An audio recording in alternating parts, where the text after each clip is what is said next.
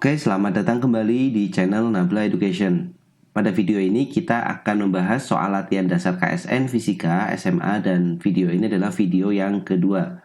Dalam video ini kita akan mempelajari gerak parabola dalam bidang miring. Nah, informasi bagi teman-teman yang belum menyaksikan video bagian pertama serta video pembahasan soal-soal KSN Fisika lainnya, nanti linknya saya sertakan di deskripsi. Oke, sebelum saya membahas soal ini, teman-teman bisa mencoba dulu mungkin dengan cara di pause videonya lalu dikerjakan, lalu nanti kita sesuaikan hasilnya apakah sama atau tidak. Oke ya, sudah dicoba, kita sekarang latihan mengerjakan soal ini. Kita baca dulu soalnya. Dari puncak sebuah bidang miring ditembakkan sebuah peluru dengan sudut seperti gambar ya. Jadi ini ada bidang miring, kemudian pelurunya ditembakkan dengan sudut elevasi beta relatif terhadap sisi bidang miring. Sedangkan bidang miringnya sendiri punya sudut elevasinya itu alfa. Pertanyaannya adalah tentukan jarak jatuhnya peluru pada bidang miring dihitung dari tempat penembakan ya. Jadi kalau misalkan tempat penembakannya dari atas, kita akan menghitung jaraknya ini ya. Jadi dari atas sampai bawah, kita misalkan aja nanti dia berupa S gitu ya. Kita akan mencari S-nya itu berapa, atau X itu boleh ya.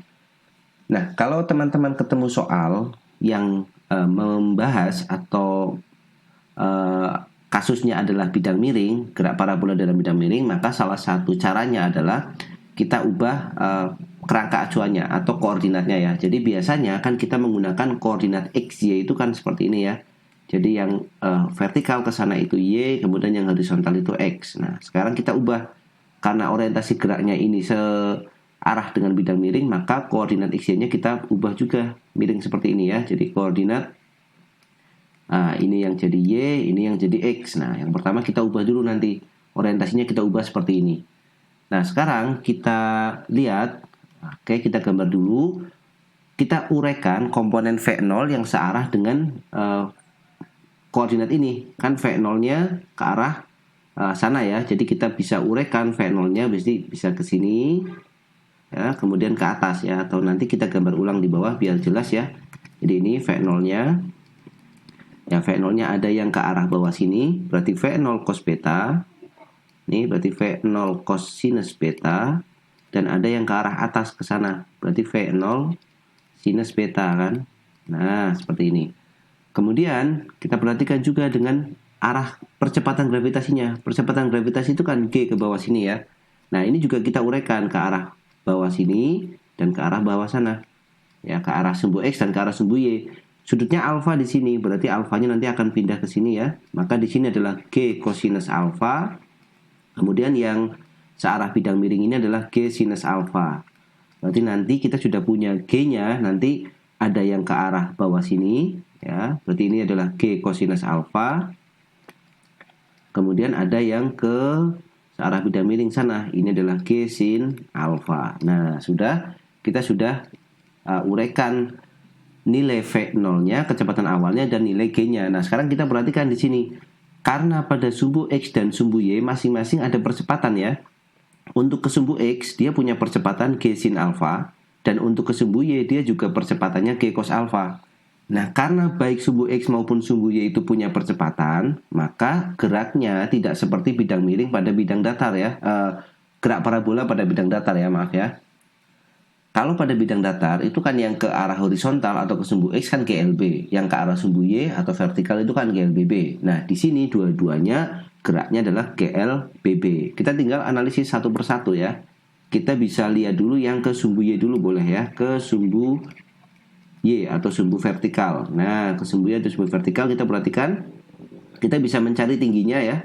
Hanya berarti sama dengan V0Y dikalikan T minus, karena ini perhatikan nih V0-nya ke atas, kemudian arah percepatannya ke bawah, berarti dia memperlambat kan dia. Jadi minus setengah, G-nya kita ganti jadi G cosinus alfa dikali T kuadrat. V0Y-nya adalah V0 sin beta, berarti ini H sama dengan V0 sin beta dikalikan dengan T minus setengah G cos alfa dikali T kuadrat. Nah, ini kita buat persamaan satu. Ini persamaan yang ke sumbu Y.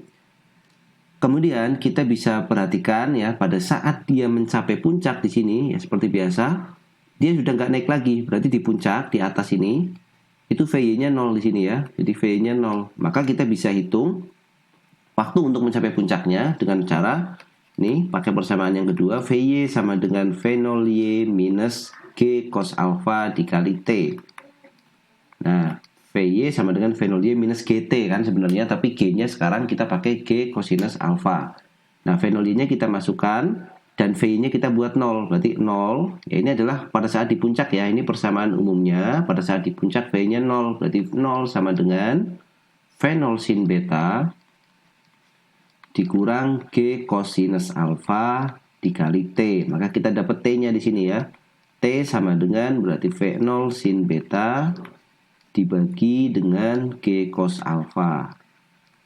Wah, ini persamaan yang kedua. T ini apa artinya? T di sini adalah waktu yang diperlukan untuk mencapai puncak sini ya, untuk mencapai puncak, atau kita sebut sebagai T puncak gitu aja ya, TP. Nah, itu yang ke sumbu Y. Sekarang kita pindah ke yang sumbu X, atau ke yang arah horizontalnya ya, ke sumbu X. Untuk ke sumbu X, ya, kita bisa pakai persamaan jarak, yaitu S sama dengan V0. V0-nya adalah V0 cos beta. Cos beta dikalikan dengan T, kemudian plus. Nah, kenapa positif? Nih, perhatikan. V0-nya arahnya ke bawah sini, kemudian arah percepatannya juga ke bawah. Ya, dia searah kan? Berarti dia dipercepat nanti pada saat dia turun ke sini. Maka di sini kita menggunakan positif ya. Setengah. Percepatannya berapa? Percepatannya adalah G sin alpha dikali T kuadrat. Nah, ini adalah S-nya ya, sembarang S. Nah, yang ditanyakan itu kan jarak jatuhnya peluru pada bidang miring, dihitung dari tempat penembakan, jadi dari atas sampai bawah sini. Nah, kita bisa gunakan T-nya kan. Kalau waktu yang diperlukan sampai puncak adalah TP, maka waktu yang diperlukan dari atas sampai ke bawah, karena dia simetri, berarti nilainya 2TP. Berarti kita bisa memasukkan T-nya di sini dengan menggantikan T itu sama dengan 2T puncak ya. Tadi alasannya ya. Karena dia sampai atas T puncak, maka kalau sampai bawah karena simetri 2 kali T puncak sama dengan 2 V0 sin beta dibagi G cosinus alpha.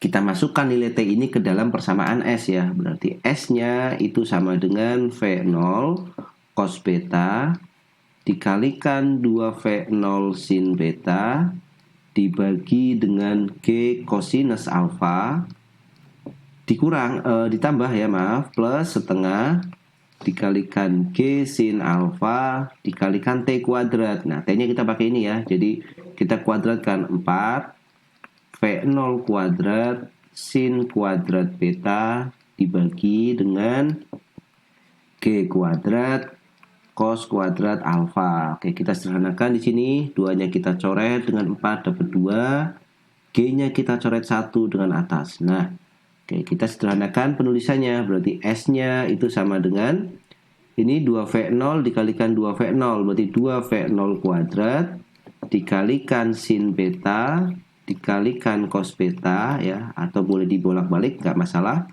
dibagi dengan G cosinus alpha plus ya, di sini berarti kita punya 2V0 kuadrat sama 2V0 kuadrat, di sini ada sin alpha dikalikan sin kuadrat beta dibagi dengan G cos kuadrat alfa. Oke ya, jadi secara pengerjaan kita sebenarnya sudah selesai di sini ya, tapi bisa kita lakukan sedikit penyederhanaan dengan menggunakan bantuan sifat-sifat trigonometri. Oke, kita bisa mulai dari sini.